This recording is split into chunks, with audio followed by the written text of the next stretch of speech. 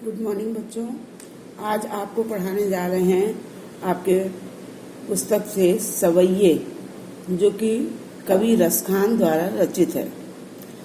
रसखान मूल रूप से कृष्ण भक्त कवि हैं, जिनका जन्म 1548 में दिल्ली के पास हुआ। उनका मूल नाम सैयद इब्राहिम था। मुसलमान होने के बावजूद उनकी कृष्ण में गहरी आस्था थी और इसी कारण शायद उनके गुरु विट्ठल दास ने उनको अपना शिष्य बना लिया। तो प्रारंभ करते हैं सवैये। रसखान द्वारा रचित सवैयों में कृष्ण और उनकी लीला भूमि वृंदावन की प्रत्येक वस्तु के प्रति लगाव प्रकट हुआ है। कवि श्री कृष्ण के काले कंबल पर तीनों लोगों का सुख त्यागने को तैयार हैं। तीसरे सवैये में कृष्ण के रूप सौंदर्य पर मुग्ध गोपियां स्वयं कृष्ण का रूप धारण करना चाहती हैं। इसी तरह चौथे सवैये में कृष्ण की बांसुरी की धुन की मादकता तथा गोपियों की सजीवता का सजीव चित्रण हुआ है। आपको पहला सवैया पढ़ाने जा रहे हैं, जो इस प्रकार है। मानुष हो तो वही रसखानी, बसो ब्रज गोकुल गांव के ग्वारन, जो पशु हो तो कहा बस मेरो, चरो नित्य नंद की धेनु मझारन। मझारन माने बीच में, मानुष माने मनुष्य। जो पशु हो तो कहा बस मेरो, पशु माने पशु जानवर। चरो नित्य नंद की धेनु मझारन, पाहन यानी पहाड़, पाहन हो तो वही गिरि को, जो कियो हरि छत्र पुरंदर धारण। हरि माने कृष्ण, छत्र माने छाता, पुरंदर माने इंद्र। जो खग हो तो बसेरो करो, मिल कालिंदी कूल कदम्ब की डारन। कृष्ण की लीला भूमि ब्रज के प्रति अपना लगाव प्रकट करते हुए कवि सूरदास जी कहते हैं कि मानुष हो तो वही रसखानी।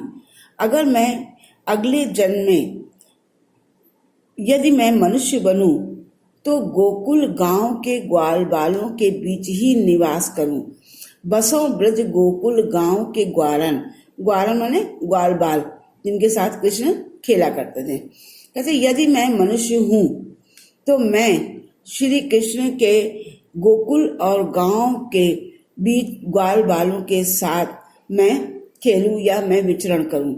जो पशु हो तो कहा बस मेरो, और यदि मैं अपना जन्म पशु के रूप में लूं, हालांकि इसमें मेरा कोई वश नहीं, कहाँ बस मेरो, ये मेरे बस में नहीं कि मैं किस योनि में जन्म लेता हूँ, लेकिन फिर भी मेरी हार्दिक इच्छा है कि यदि मैं मनुष्य पशु के रूप में जन्म लूं तो चरो नित्य नंद की धेनु मझारन, तो मैं नित्य नंद की गायों के बीच में चलूं, अर्थात जिसको श्री कृष्ण जो है गायों को चराते थे नंद की, उनके साथ मैं चराने जाऊं।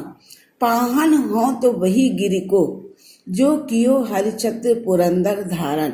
और यदि मेरे जन्म जो है पर्वत के रूप में, पहाड़ के रूप में हो, पत्थर के रूप में, पाहन माने पत्थर के रूप में, गिरि माने पहाड़, और यदि मैं पहाड़ के रूप में या पत्थर के रूप में जन्म लूं तो मैं वही पहाड़ का हिस्सा बनना चाहता हूं, जो कियो हरिछत्र पुरंदर धारण, जो श्री कृष्ण ने इंद्र के प्रकोप से बचने के लिए अपनी उंगली पर उठा लिया था।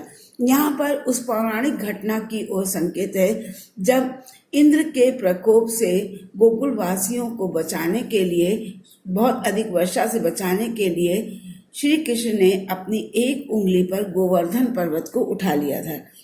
जो खग हो तो बसेरो करो, मिली कालिंदी कूल कदम की डारन। कालिंदी कहते हैं यमुना को, कूल माने किनारा, कदम एक पेड़ का नाम है, डारन माने डाल या शाखाएं। और यदि मैं पक्षी के रूप में जो खग हो तो बसेरो करो, और यदि मैं पक्षी के रूप में जन्म लूं तो मेरा बसेरा यानी मेरा निवास स्थान कालिंदी कूल कदम्ब की डारन, यमुना के किनारे कदम्ब के पेड़ पर मेरा निवास स्थान हो। यहाँ कहने का तात्पर्य यह है कि श्री कृष्ण का सानिध्य पाने के लिए रसखान हर तरह से उन्हीं वस्तुओं से जुड़े रहना चाहते हैं जहाँ पर श्री कृष्ण का जन्म हुआ, या जहाँ पर श्री कृष्ण ने अपनी लीलाएं की, या जहाँ गाय चराते थे, या जहाँ पर श्री कृष्ण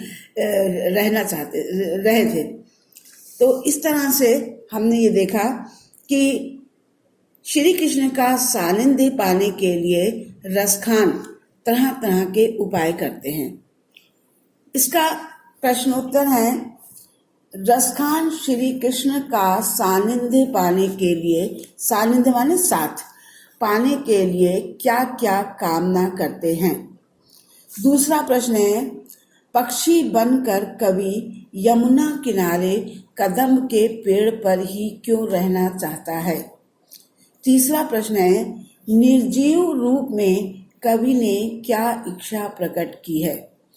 इसके प्रश्नोत्तर आपको पद्यांश पढ़ करके अपनी कॉपी में लिखने हैं। इसके अतिरिक्त इसके 1 नंबर वाले प्रश्न हैं, मनुष्य रूप में जन्म लेने पर कवि कहाँ बसना चाहता है।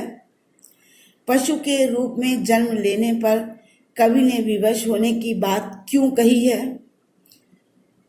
कवि किस पर्वत का पत्थर बनना चाहता है। और इस काव्यांश से अनुप्रास अलंकार का एक उदाहरण छांटकर आपको लिखना है।